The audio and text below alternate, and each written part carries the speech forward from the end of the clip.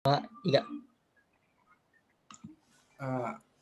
Assalamualaikum. Assalamualaikum warahmatullahi wabarakatuh.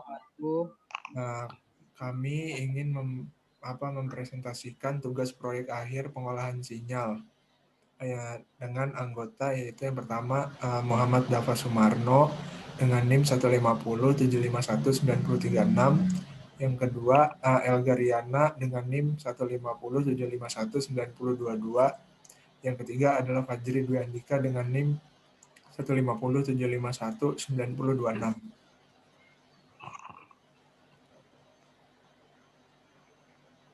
A. Perkembangan teknologi 5G. Standar telekomunikasi bergerak 5G hadir untuk kemajuan generasi kelima yang dibuat dalam bidang komunikasi mobile.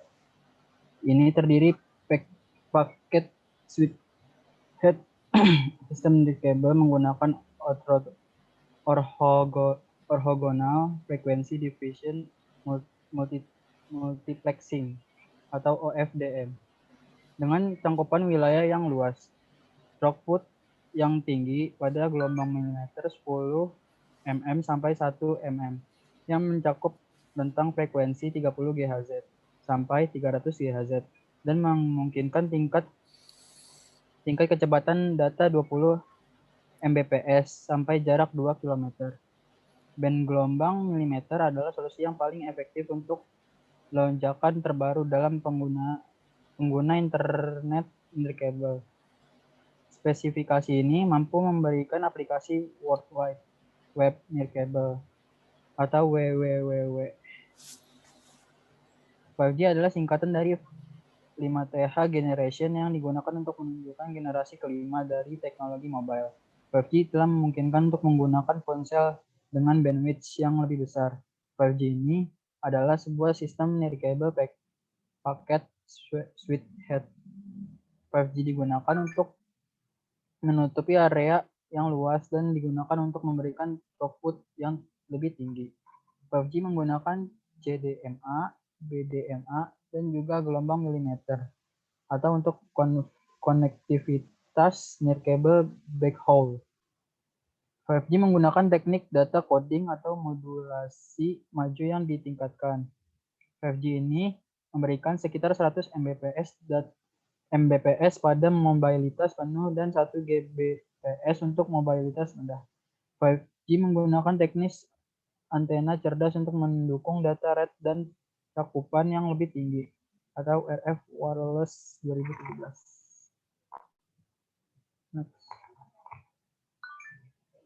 B. Dan apakah Indonesia bisa mulai menggunakan sinyal 5G? Mengapa Indonesia masih belum bisa menerapkan 5G? Menurut Direktur Eksekutif Indonesia ICT Institute, Heru Sutadi menyatakan ada dua kendala perkembangan jaringan 5G di Indonesia.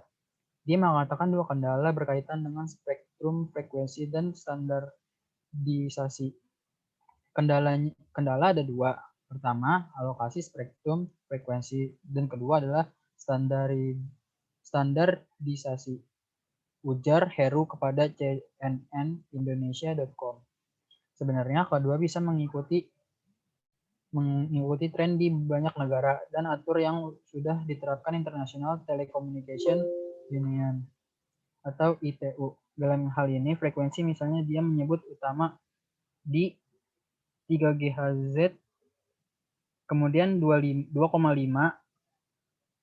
atau 2,6 GHz dan 700 MHz, dan adapun persyaratan yang harus kita ambil untuk menjalankan 5G ini dan bagaimana cara memenuhi persyaratan tersebut. Selanjutnya akan dibacakan oleh Elga Riana. Ya, yang selanjutnya adalah C. Solusinya adalah mengimplementasikan jaringan 5G berbasis multi-gigabit atau gigabit per second dan GFDM. Mengimplementasikan jaringan 5G nirkabel optik berdasarkan multiplexing pembagian frekuensi umum atau GFDM dan komunikasi multi-gigabit per second. Modulator Mach Gender Dual Drive ini memungkinkan pengirim sinyal RF secara bersamaan menggunakan dua kandidat band 5G, yaitu band 26 GHz untuk menyediakan femtocell dengan throughput 2 GB per detik, 700 MHz band untuk memungkinkan akses perdesaan menerapkan supercell. Sebuah generator sinyal vektor menyediakan sinyal broadband 26 GHz. Transceiver 5G berbasis GFDM menghasilkan sinyal frekuensi rendah dengan keunggulan emisi out of band yang rendah. Analisis kerja digital eksperimental menggambarkan sesuai solusi yang diusulkan untuk memenuhi persyaratan 5G. Beberapa bentuk gelombang telah disajikan dalam literatur dan Generalized Frequency Division Multiplexing atau GFDM. Telah ditunjukkan sebagai solusi 5G yang menjanjikan dalam hal emisi dan kompleksitas out of band atau OOB.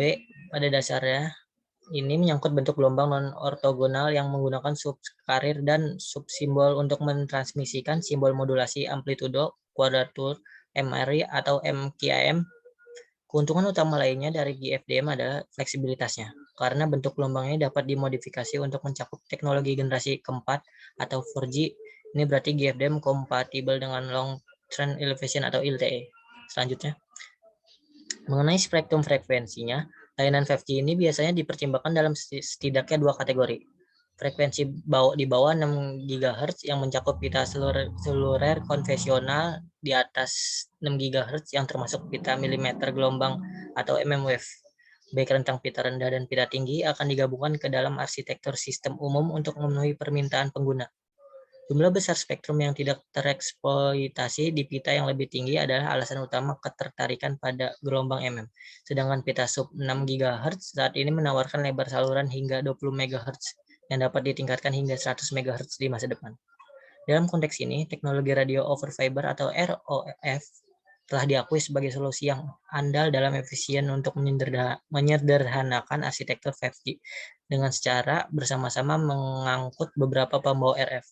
Dan untuk memenuhi semua itu, transceiver RF berhasil berdasarkan GFDM telah dikembangkan oleh beberapa kelompok peneliti dalam beberapa tahun terakhir ini dalam konteks proyek CRR atau Pusat Referensi Komunikasi Radio dengan tujuan memenuhi persyaratan 5G yang paling menuntut yaitu dengan GFDM berbasis 5G transceiver. Selanjutnya, nah yang diagram blok dari GFDM berbasis 5G transceiver.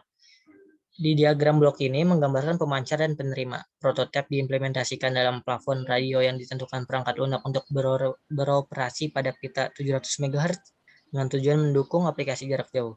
Frekuensi yang lebih tinggi, terutama pada gelombang MM, mengalami kerugian propagasi yang parah, sehingga menarik untuk skenario Peleng. Bentuk gelombang GFDM adalah inti dari transceiver 5G. Selanjutnya akan dilanjutkan oleh teman saya, Dava. Selanjutnya yaitu skema modulasi inovatif menggunakan bentuk gelombang non-ortogonal yang mentransmisikan N sama dengan MK simbol QAM per blok menggunakan M simbol per subcarrier dan K subcarrier. Oleh karena itu simbol GFDM didefinisikan sebagai gambar di bawah ini, di mana DK, M adalah simbol QAM ditransmisikan pada K subcarrier dan M subsimbol. G dalam kurung N adalah filter mengirimkan prototipe dan N adalah modulo N operator. Keuntungan dari emisi OOB dan yang rendah adalah salah satu alasan utama untuk menerapkan GFDM. Karena fitur ini sangat penting untuk memungkinkan koeksistensi di antara jaringan seluler yang beroperasi dengan teknologi yang berbeda. Selain itu, kemampuan untuk menutupi bentuk gelombang LTE adalah kasus sudut membuat GFDM semakin menarik. Misalnya GFDM dapat mengcover orthogonal frequency division multiplexing atau FDM dengan membuat M sama dengan 1, K lebih dari 1 dan GN sebagai pulsa segi 4. Dan pada gambar di bawah ini menyajikan spektrum GFDM dan OFDM dalam kasus di mana subcarrier pusat dimatikan. Salah satu dapat dicatat bahwa emisi OOB GFDM adalah sekitar 25 desibel di bawah yang dihasilkan oleh OFDM. Transceiver yang dikembangkan menggunakan kode forward error control atau FEC untuk meningkatkan ketahanan data terhadap gangguan komunikasi saluran. Hal ini dapat menggunakan konvolusional, kepadatan rendah, cek paritas, dan kode kutub dengan tingkat 1/2, 2/3, 3/4, dan 5/6. awalan siklik atau CP dan subflik siklik atau CS ditambahkan ke sinyal untuk meningkatkan ketahanan terhadap saluran multipath. Selain itu, skema pra-distorsi digital atau DPD telah diterapkan untuk mengurangi distorsi nonlinear yang diperkenalkan oleh amplifier listrik atau EA di ujung depan RF.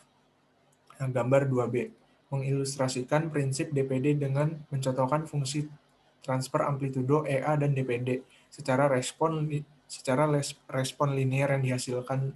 Singkatnya, DPD mengidentifikasi fungsi transfer EA dan memaksakan respon yang berlawanan, mengarahkan perilaku linear keluaran.